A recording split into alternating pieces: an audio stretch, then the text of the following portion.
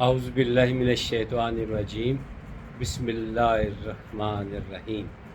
تمام دیکھنے اور سننے والوں کو میری طرف سے باادب السلام علیکم۔ مجھے امید ہے کہ آپ جہاں بھی ہوں گے خیریت سے ہوں گے، اور اب میں توقع بھی رکھتا ہوں کہ آپ میری ویڈیوز جو بات میں کرتا ہوں ان کو شوق کے ساتھ سنتے بھی ہوں گے، اور جو باتیں قابل عمل ہوں گی ان پر عمل بھی کرتے ہوں گے، اور دوسروں تک شیئر بھی کرتے ہوں گے، کیونکہ باتیں ہی ایسی مجھے امید ہے کہ باتیں ایسی ہیں کہ جو دوسروں کو بتائی جا سکتی ہیں۔ سبق آموز کہانیاں ہوتی ہیں جو میں کتابوں میں پڑھتا ہوں یا کہیں سے سنتا ہوں، تو وہ میں آپ تک شیئر کر دیتا ہوں۔ آپ سب جانتے ہیں کہ بغداد ایک وقت تھا کہ علم کا گہوارہ تھا۔ مرد تو مرد، بچے اور خواتین وہ بھی دین اسلام سے بخوبی واقف تھے اور اسلامی اقدار کا خاص خیال رکھتی تھی۔ وہاں ایک بزرگ رہتے تھے،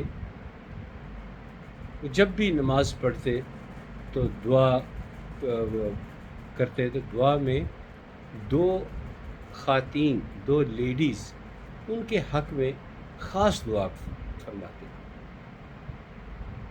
یہ ان کا معمول بن چکا تھا۔ تو ایک دفعہ کچھ لوگوں نے پوچھا کہ کیا وجہ ہے آپ ہر نماز کے بعد جو بھی دعا کرتے ہیں اس میں ان دو خواتین کا ذکر ضرور کرتے ہیں؟ تو آپ نے ایک واقعہ سنایا کہ عراق شہر، یعنی اس شہر میں ایک بہت امیر تاجر رہتا تھا، اور وہ اپنی بیوی کے ساتھ بہت خوش و خرم زندگی گزارتا۔ وہ کم و بیش آدھا سال عراق میں گزارتا اور باقی وقت وہ کاروبار کی غرض سے ملک سے باہر رہتا، اور زیادہ تر وہ ملک شام جاتا، وہاں مال اپنا بیچ کر وہاں کا مال لے کر آتا اور اسے اپنے ملک میں آ کے فروخت کرتا تھا، اور اپنی بیوی کا بہت زیادہ خیال رکھتا تھا۔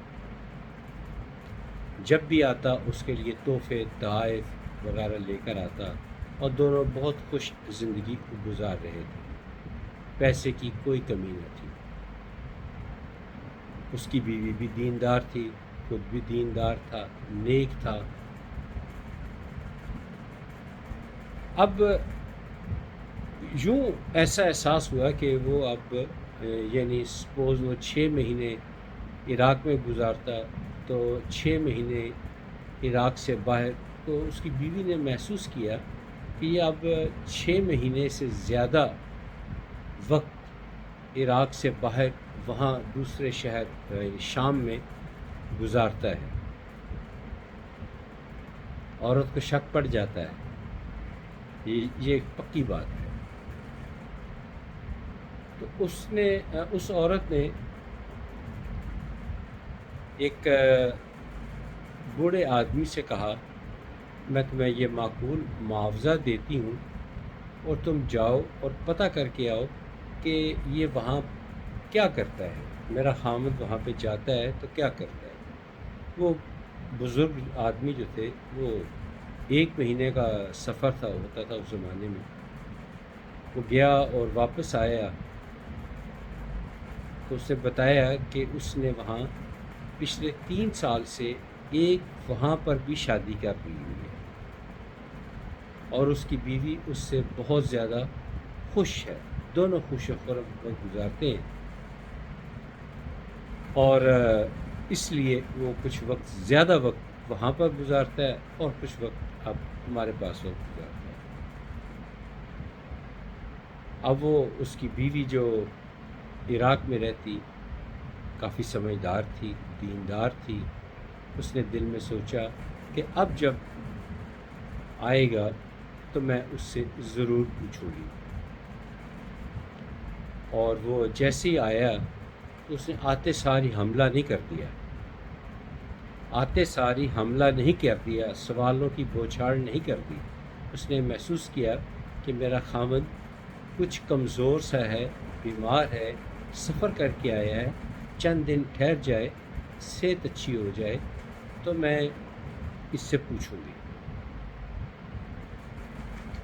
اب لیکن صحت ایسی تھی کہ وہ ٹھیک ہونے کا نام ہی نہیں لیتے تھی، روز بروز وہ کمزور ہوتا چلا گیا۔ آخر کار وہ وقت بھی آیا کہ جب وہ شخص بیماری کے ہاتھوں ہار گیا اور اس دنیا سے رخصت ہو گیا۔ وہ عورت بیوہ ہو گئی۔ اس نے عدت اپنی پوری کی اور اس کے بعد اس نے گھر کے اندر جو خزانہ مال وغیرہ تھا اس کو اکٹھا کیا تو 4 بوری اشرفیوں کی بھری ہوئی گھر سے نکلی۔ اتنی دولت تھی گھر کے اندر۔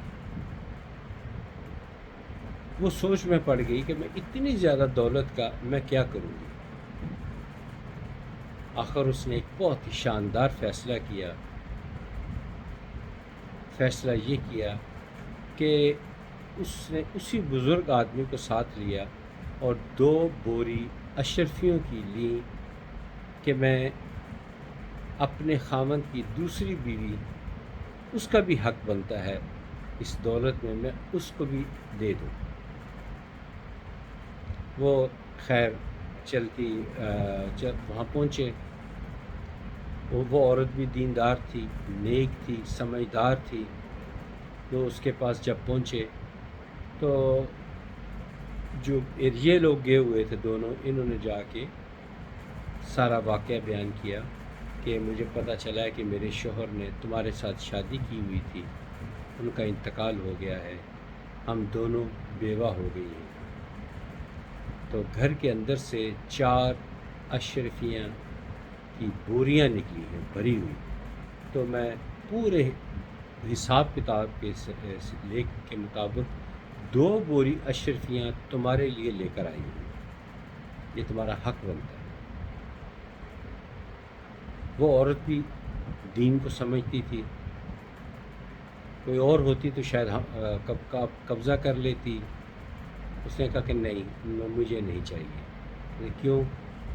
کہتے جب آخری دفعہ وہ میرے پاس آیا تو اس نے کہا کہ میں کچھ بیمار سا ہوں، میں نے یہاں لوکل شام میں طبیب کو ایک چیک کروایا، حکیم طبیب ہوتے تھے، چیک کروایا تو اس نے کہا ہے کہ اب تمہارا بچنا بہت مشکل ہے، تمہاری زندگی کم رہ گئی ہے، تمہارے ٹھیک ہونے کے چانسز نہ ہونے کے برابر ہے۔ یہ سن کر میرے شوہر گھبرائے نہیں، وہ میرے پاس آئے اور مجھے جتنا بھی پیسہ یہاں شام میں وہ چھوڑ جاتے تھے، اس دن یہ راز کھلا کہ کچھ رقم وہ شام میں بھی چھوڑ جایا کرتے تھے اس بیوی کے پاس۔ تو کہہ رہے تھے کہ اس عورت نے بتایا کہ کچھ نہیں، بہت ساری رقم وہ مجھے دے گئے ہیں،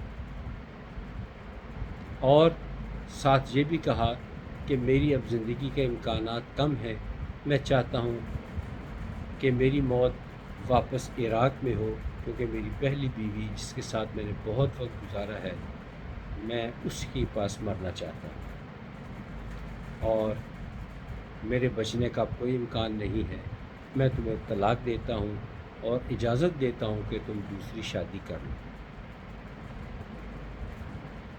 اور مجھے اتنی دولت دے دی ہے کہ میری کئی نسلیں کھا سکتی ہیں، نہ اولاد تمہاری ہوئی ہے اور نہ اولاد میری ہوئی ہے، میں نے اللہ کی راہ میں خرچ کرنا شروع کر دیا ہے، لہٰذا یہ جو 4 بوری اشرفی تمہارے گھر سے یعنی عراق سے جو نکلی ہیں وہ ساری کی ساری تمہاری ہیں، میں نہیں لے اس میں سے کوئی ایک اشرفی بھی لینے کو تیار نہیں ہوں۔ تو یہ عالم تھا اس وقت عراق، یعنی اسلامی اقدار جو تھی اتنی مضبوط تھی کہ بچے، مرد، عورتیں، بوڑھی عورتیں سب اسلامی شعار سے آگاہ تھی اور ان پر عمل پیرا تھی۔ اللہ تعالیٰ سے دعا ہے کہ ہم سب کو اللہ تعالیٰ راہ ہدایت عطا فرمائے۔